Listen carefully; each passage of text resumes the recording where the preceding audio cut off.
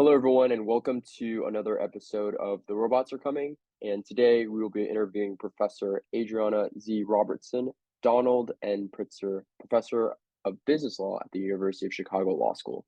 Your specialty is in the intersection of law and finance, including securities law, capital markets regulation, corporate finance, and business law. Prior to joining the University of Chicago Law School, you've held the Honorable Justice Frank Ikobuchi Chair in Capital Markets Regulation at the University of Toronto Faculty of Law, with the joint appointments in the finance area at the Rotman School of Management.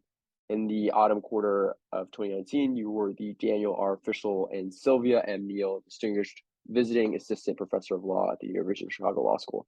My name is Ken Hin, your host of The Robots Are Coming. Let's get started.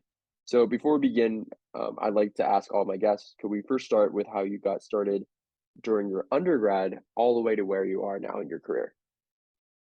Yeah, sure. So I started, I was an econ major in college, and I thought that was really great. And I did some RA work for some professors as I was going through, super interesting.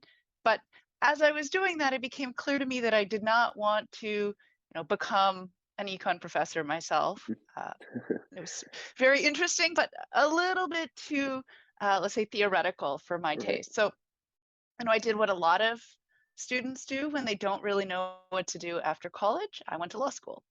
And once I got there, I took a business organizations class in my 1L spring with a professor named Roberta Romano, and she is amazing. And I realized in the course of taking that class that what I really wanted was her job. I wanted to study the questions she was studying. And so I went to talk to her and I said, what do I do? And she said, well, you should probably learn something about the real world. So you should probably go do a PhD in finance. And we have this joint JD PhD program. You should do that. Right? And so that's what I did. And the rest is history. So really, I owe all credit to Roberta Romano for where I am today. It's great. So Professor Romano influenced you to eventually get a PhD in finance from the Yale School of Management and a JD from Yale Law School. And now you are a professor among the best and most prestigious law schools in the world, the University of Chicago Law School. So before we delve into our next topic, I want to talk about your paper called Passive and Name Only, Delegated Management and Index Investing. I want to talk to you about what you found through that paper and what you did to analyze the landscape of U.S. stock market indices. Yeah, so just taking a step back, there's been this huge move in the last 10 years or so towards index investing, right? People don't buy individual stocks so much, although they do a little bit. And obviously we have the meme stocks as well. But Yeah. by and large, what most retail investors are doing is they're buying these big index funds, right? And half of capital now, when we look at domestic equity funds, it's in index funds. Right? So think of your big Vanguard S&P 500 fund or your big iShares, like a BlackRock fund, things like that. And so about, let's say 5 years ago, the corporate law literature started really focusing on these questions and the implications of what it means to have this big move towards index investing, so-called passive investing. And as I was reading that literature, I just kept thinking to myself, gosh, these indices, they're really important. They're driving apparently they're changing the whole face of corporate governance. So I better find the paper that's going to explain to me what these indices are and how they're constructed and how they make decisions, because they seem really important. So I kept looking for that paper, and then I realized it didn't seem to exist. So I had to go and write it. And so that's what I did. So the way that I went about doing that was I just downloaded from sort of data providers that are pretty common, the list of all of the indices that were either being used as a benchmark for a mutual fund, or that was the underlying index that was being tracked by an index fund. And then I just went and I downloaded the methodology document for each one of these indices, and I read them. I just wanted to know what they said. Right? And from there, I kind of discovered that this world is a lot more complicated and not nearly as passive as people seem to think. And You also mentioned you turned to ETFs and found that a substantial fraction of these funds track indices that their affiliates create. Could you walk us through what that meant? Yeah, so again, when people think about, first of all, when most people think about ETFs and index funds, they kind of use those words interchangeably. They're like, oh, just buy an ETF. They're passive. They just track the market. So that's great. Like, you get lots of diversification, low fees. It's the best thing you can do with your money. And in some cases, that's true. Some ETFs are widely diversified and low fee, but not all of them. And so one of the sort of funny things that I found when I dug in specifically to the ETF subsample is that, as you said, a surprising number of them to me were tracking an index that the fund or one of its affiliates actually creates. So, what this means is rather than the traditional idea of passive investing, I think what most people have in mind is that like there's some index out there in the world, it like falls from the sky, right? And the fund goes and tracks it. And of course, what is an index? It's just a list of stocks, right? You've got two columns. There's a list of stocks in the first column, and the second column is just the weight of each one of those stocks, right, in your portfolio.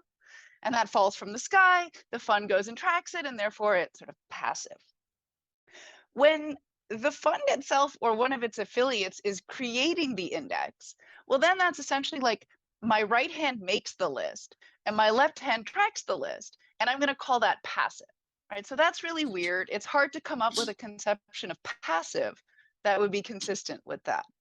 Right, so there's really this really broad spectrum from something that does more or less approximate trying to track the whole universe of securities, or at least of stocks, to I've got the guy sitting down the hall that makes the list, which doesn't seem all that different from having an active fund manager.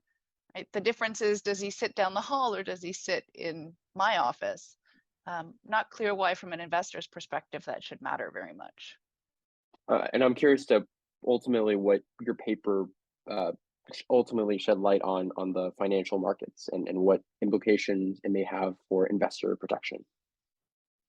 Yeah, so I'll give you one very straightforward example of this. There's a lot of conversation right now in the corporate governance space about this sort of universal ownership idea, right? So if you take seriously the idea that half of money, and maybe in the future all of money, depends on how aggressive you want to be with your forecasts, but if you take seriously this idea that everybody just owns the market because that's what these index funds are doing, then you can come to either a very optimistic place or a very pessimistic place, right? The optimistic place you can come to, which some scholars have come to, is this idea that, well, look, if an asset manager owns the market, then they're going to internalize externalities. They're going to take into account things like carbon emissions that cause global warming, because after all, global warming is really bad for the economy. And so these asset managers will do this sort of systemic or systematic stewardship where they try to take all these things into account. So the optimistic story is the growth of index investing and these giant asset managers that own the market is going to, solve all of our problems. Then there's a pessimistic take on this, which is no, this is common ownership. These asset managers, because of this, they're going to engage in all sorts of anti-competitive behavior. It's going to drive up prices, which is going to be good for profits, but bad for consumers, and it's going to be bad for innovation, and we don't like that. So you can get to two very different policy outcomes from this belief that everybody owns the market. But of course, if it turns out that you don't own the market, because all of these indices are actually very different from each other, and we can't just assume that all of the money that's tracking indices owns the market and does the same stuff, then that kind of goes away, right? So it sort of pours a little bit of cold water on both of these fights, both of which have, I think, pretty first order policy implications. And I think they do very much have a lot of policy implications, and that's why I wanted to move on to your next paper on the misuses of the S&P 500. You've had a lot to say in that paper, and I do want to make an outside comment about how there are so many monopolies and corruption within Wall Street. So I'm curious to hear what you found through your research and the misuses of the S&P 500? Yeah, so I want to be very clear. That paper, which is sort of a deep dive into one particular index, which is probably the best known index, at least in the U.S. equity markets, the S&P 500. I don't want to claim that there's anything wrong with the index itself, rather that the way people are using the index has problems, right? Hence the misuses of this, totally fine product. It's a product. It is what it is. But so the first misuse, in my view, is this idea that if you buy a mutual fund or an ETF that tracks the S&P 500, you're buying a passive product. Right? So why do I think that that's just deeply confused? Well, one of the things that I do in that paper is I go and try to estimate the extent of discretionary management of that index. Right? So again, people think of the S&P 500 as being passive. It's not. And if you read the documentation of the index carefully, it becomes very clear that there's an index committee and their job is, subject to certain criteria, they pick and choose which companies get added to the index. So you might remember, if some of your listeners are kind of more tech focused folks, you might remember a couple of years ago, there was a lot of chatter about when Tesla was going to get added to the S&P 500. Why is there chatter about something like this? Well, because it's a discretionary decision. You don't know when the committee is going to make its choice. And so I kept getting calls from different people, because I'm sort of obsessed with index construction, about when this was going to happen and what it was going to mean. And ultimately, it did get added to the index and its price jumped, as one would expect. So once we see that the index is discretionarily created, then it follows that anybody whose investments track the index has a discretionary portfolio. Right? And that's fine. There's nothing wrong with hiring a portfolio manager to manage your investments. We should just be clear about the fact that that's what it means to own an S&P 500 fund. Right? It means that you are giving this index committee the power to select your portfolio. So that's sort of the first, maybe most important misuse, certainly when it comes to investors. And then there's some other ones as well, like the idea that we should just use the S&P 500 as kind of the default benchmark for any investment, right? So somebody goes out and they're either running a pension fund or they're running some other mutual fund, and we're going to check how well our asset manager did by comparing it to some benchmark, like say the S&P 500.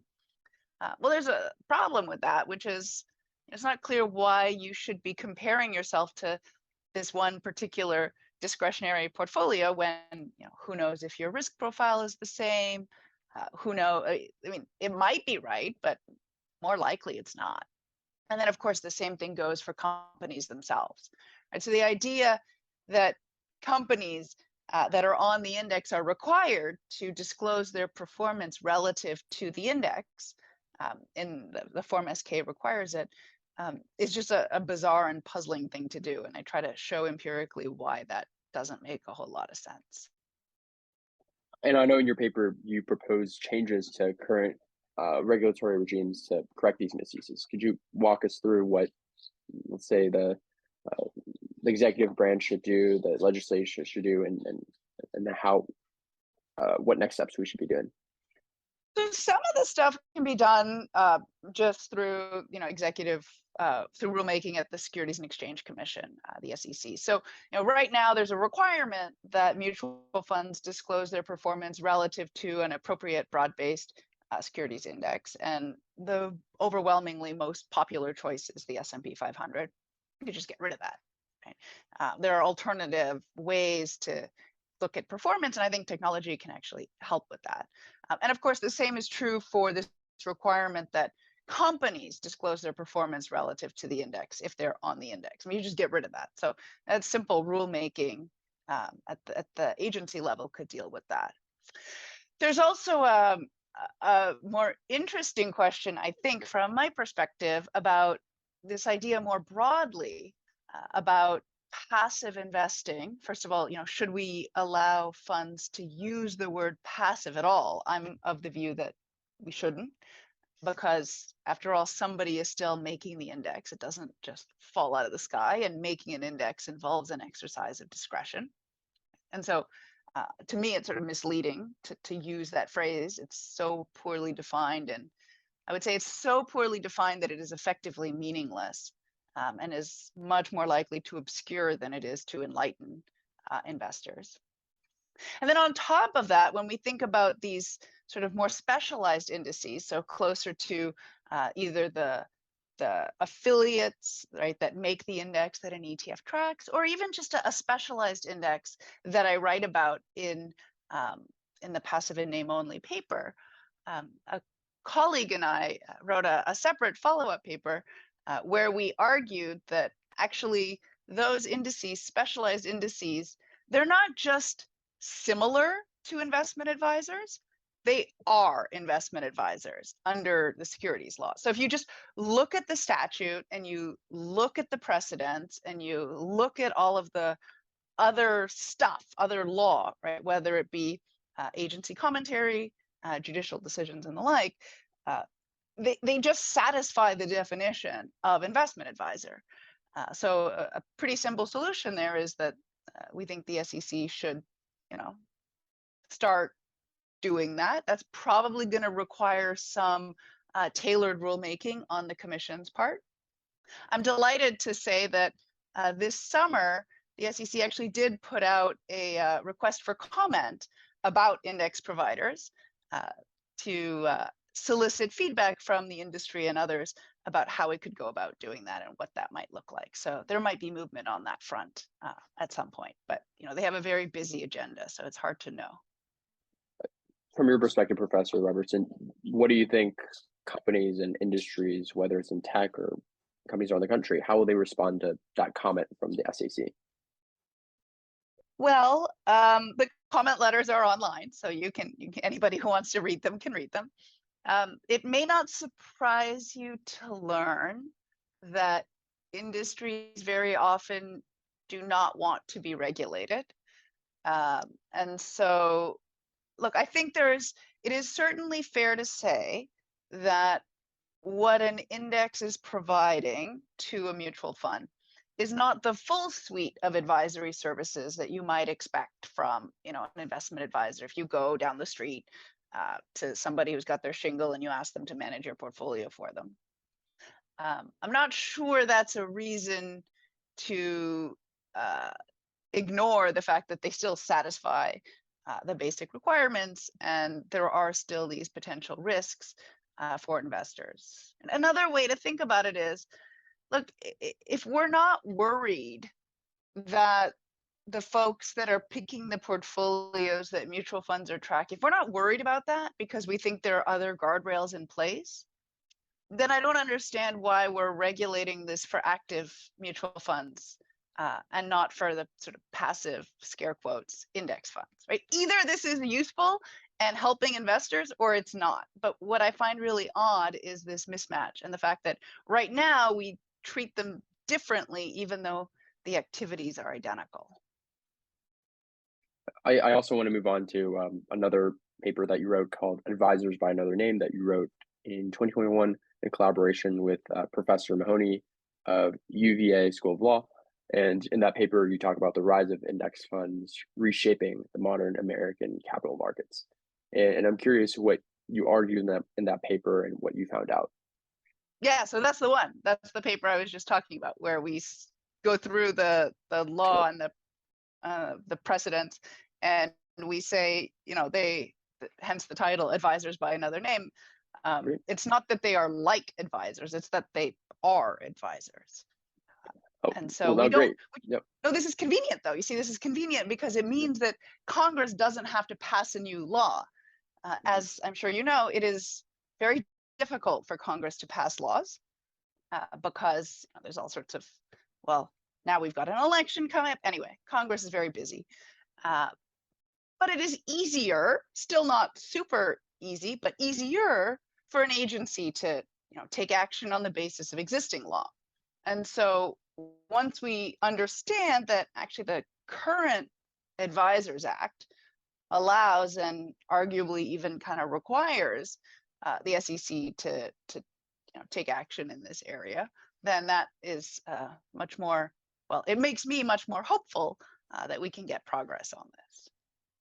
Is there a reason why this form of regulation hasn't been moving or prioritized right now? Is it because of the Biden administration, or is it because of the SEC, or what is the root cause of this?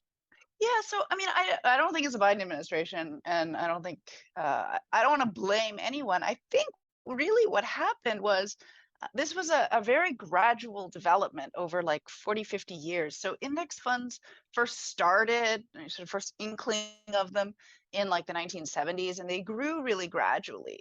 And so, and really early on, it was primarily tracking pretty broad-based, diversified indices like, say, the S&P 500.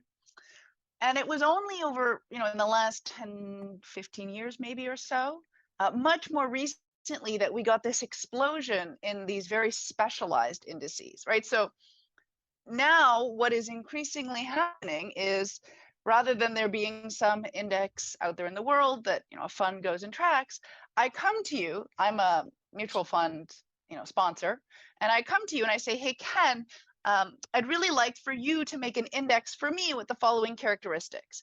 I want it to be small cap tech companies. I want you to make sure that the CEO of the company has already founded another company. I also want you to make sure that, the revenues are between X and Y. And I want you to, while you're doing that, make sure that you get a good mix of, gender, because I want you to make sure there's enough women, and make sure there's also some people of color on there. Like, you can do that, right? And then you, my index provider, say, sure, I can do that.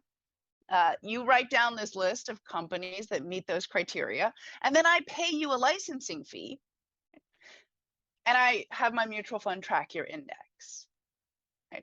And so that index, I mean, that's not a real one, I just made that up, but they can be awfully specific. That index has no independent existence other than so that my fund can track it, right? Like that's what's really going on here.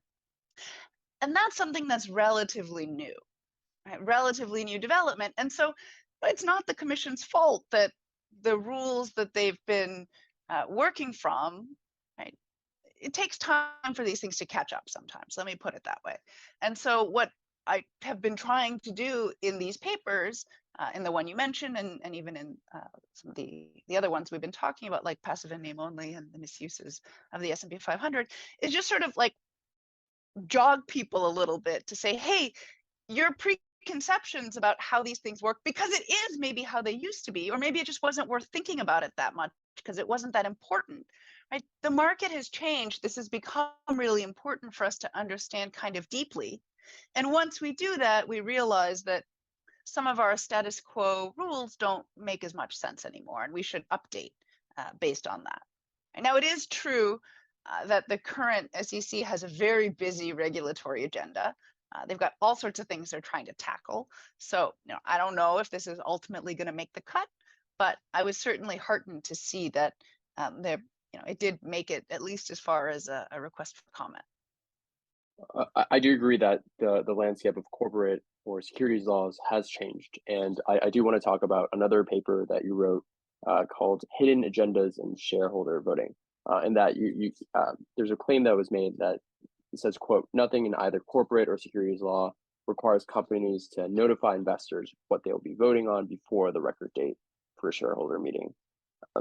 Could you walk us through what you found and what hidden agendas you found within these shareholder meetings?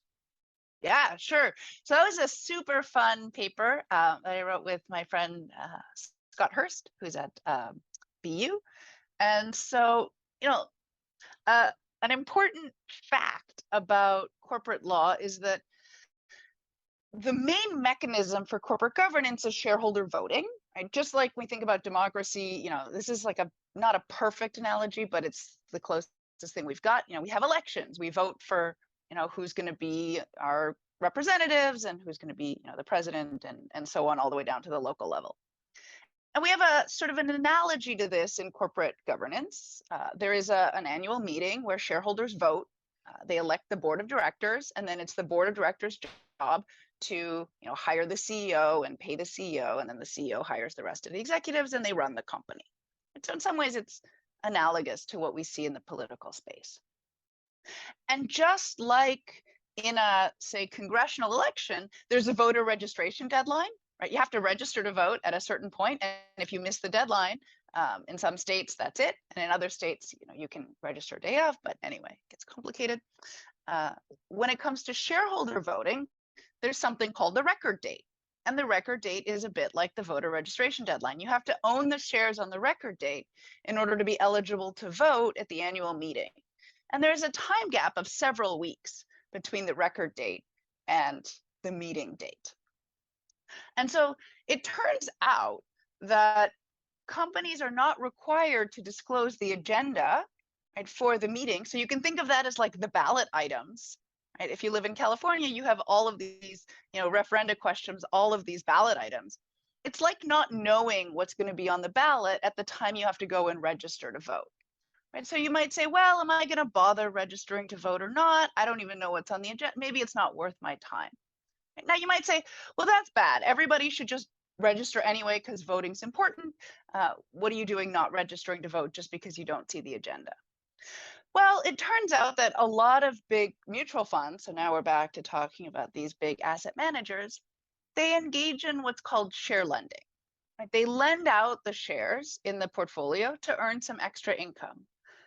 There's nothing wrong with share lending. It's actually very valuable. It's the reason it's also possible to have short sellers in the market is because somebody's willing to lend. Right?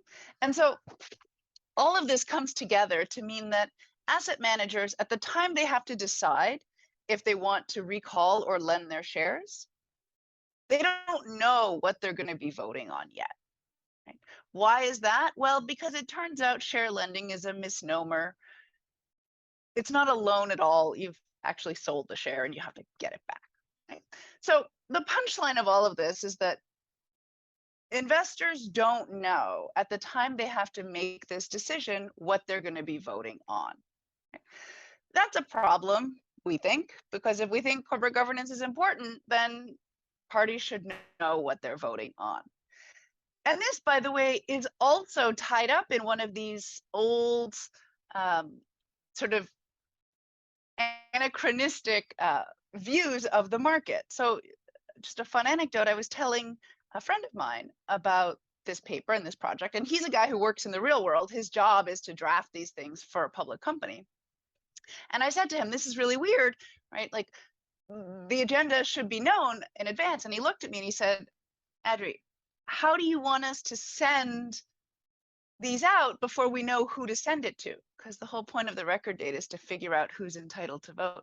And I laughed and I said, oh my God, this is like stuck in the 1970s when these actually used to go out by mail, as opposed to posting it online, which is where every investor is going to see it anyway. And then you don't need to know the identity of the investors, right? You just put it online. Anybody in the world can see it, and the investors can decide on that basis. So there's all sorts of places, I think, in our regulatory space in the financial markets where we're just stuck. Our mindset is stuck like 30, 40, 50 years ago, and we need to kind of pull it into the present day. And also in your paper, you mentioned as a simple solution to eliminate hidden agendas to urge the SEC to, quote, amend its proxy rules to require public companies to file proxy statements at least 5 days before the record date for the meeting. I'm curious to hear how you came up with that idea, and is there something in history that's related to your proposal? Yeah, so we thought of that as being like the least obtrusive possible solution, which is literally like just post it on the internet like a few days earlier. You have to send it to the printer anyway, because these things actually still get mailed out by snail mail. Like, come on, surely if you're sending it to the printer to get printed and stuck in envelopes and mailed to people, you could just post it on the internet. How hard could that be? Now, I think it's a reasonable question to ask, is 5 days enough? Maybe we need more time. We're certainly, Scott and I are very open to extending that. We wanted to give a proposal that was the most inobtrusive thing we could do, because we do understand that corporate secretaries are busy. right? They've got a lot on their plate. Change is hard, right? Like change is always hard. And so the least costly way to get the benefits was what we were trying to go for there. And my second question is, was there an event in history that you'd like to make parallel to that proposal? Oh gosh, so anybody, just like, I'm just gonna keep extending this analogy, just like there's all sorts of like quirks and problems when it comes to counting ballots in democratic political elections, there have been all sorts of snafus when it comes to proxy voting over the years. And this goes back to like the 1960s and the 1970s. There's a whole cluster of issues that is known as proxy plumbing among scholars in this area, and among regulators and commentators and the like. It turns out that basically our entire corporate governance system is held together by like duct tape and spit. It's really quite remarkable. So one potential reaction to our paper is to say, yeah, the proxy plumbing system is a mess. Everybody knows that. The whole thing's held together by duct tape and spit. Let's reform the whole thing. And that is certainly, I mean, I don't think Scott and I disagree with any of that. I guess our hope is that that seems unlikely, at least in the short run. That would be a really big undertaking. We could try to fix everything.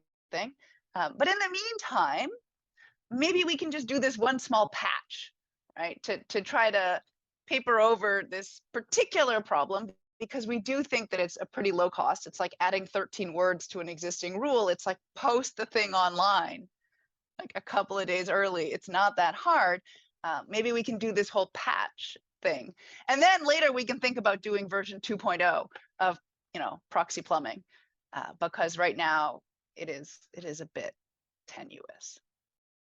And it sounds very tenuous indeed. And I think there should be more technologists and any listener listening to this podcast to help out with this posting 5 days before the deadline. And to that statement, Professor, what do you think technologists who are listening should do to help out with public policy or investing for consumers and investors to create more insights on the U.S. market? Oh gosh. So there are so many things that we could use people's help with. I think, one challenge is that maybe this has fallen a little bit in the last 6 months or so since the crypto winter, but I think for a long time, technologists were really, really excited about this like cool new technology, right? Blockchain is going to change the world. It became a bit of a punchline. I think it's fair to say that, oh, well, the answer is blockchain. And I think that there probably are some valid applications in the corporate governance securities regulation space.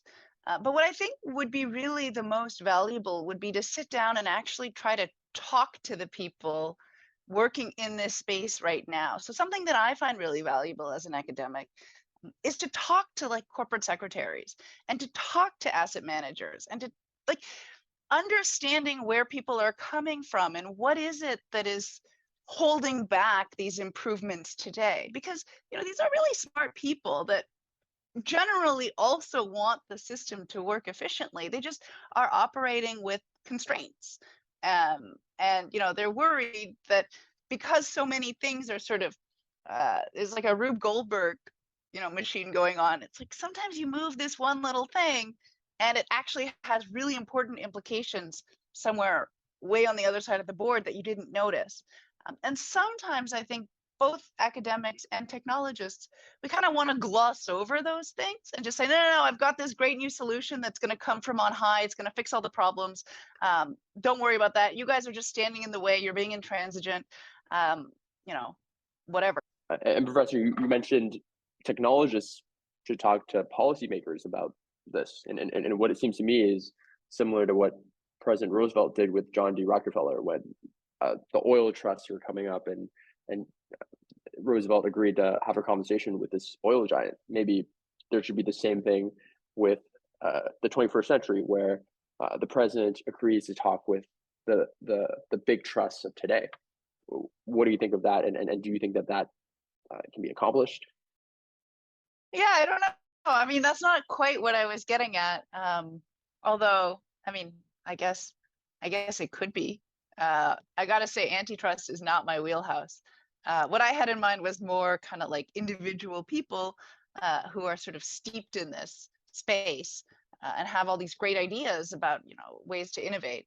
I think it is fair to say that right now, a lot of the creative juices in this space seem to be spent trying to get around existing rules. We certainly see that in a lot of places.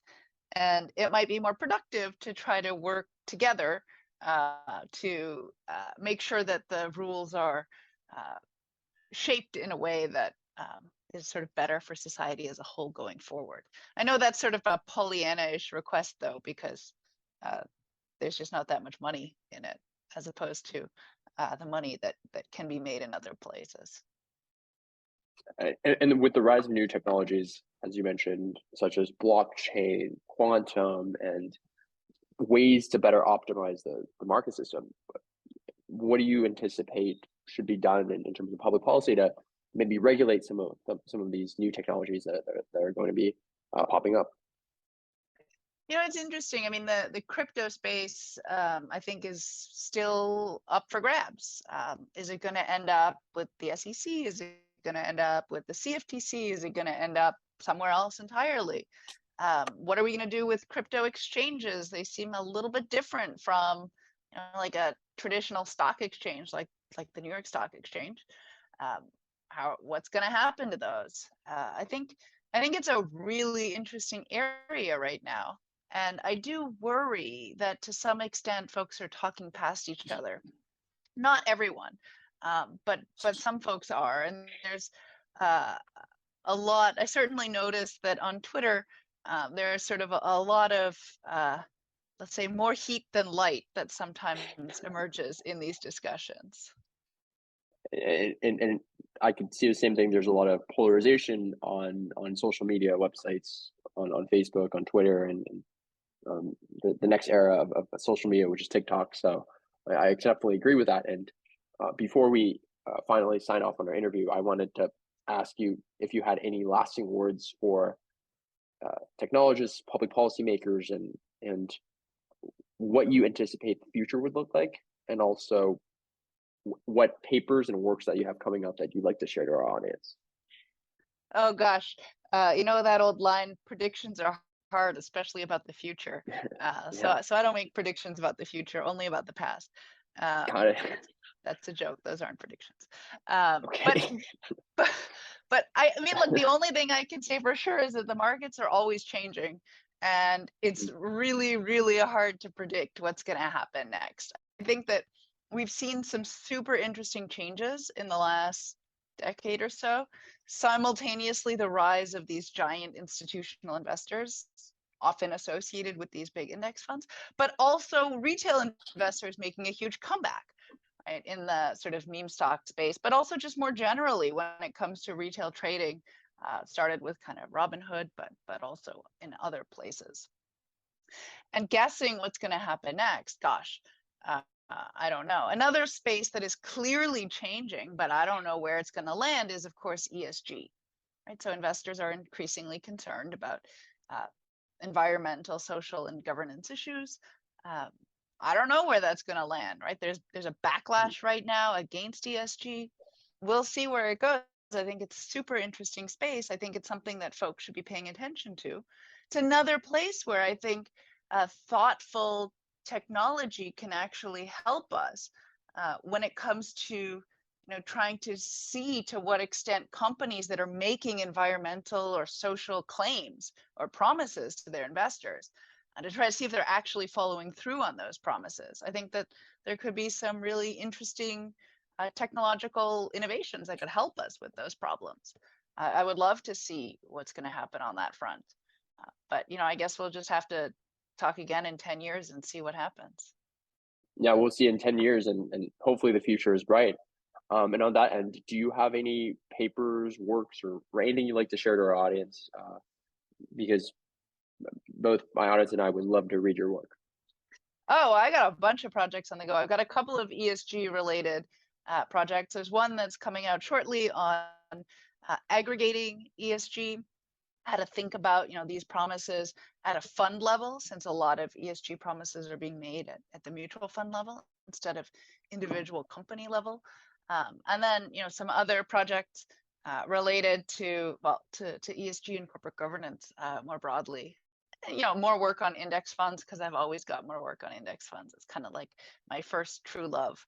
So I can't quite let it go. So there's a handbook chapter that's coming out shortly on that, and some other work, some empirical work on both S&P 500 funds and on index funds and ETFs more generally. Their drafts are typically available on my website, so I always welcome feedback.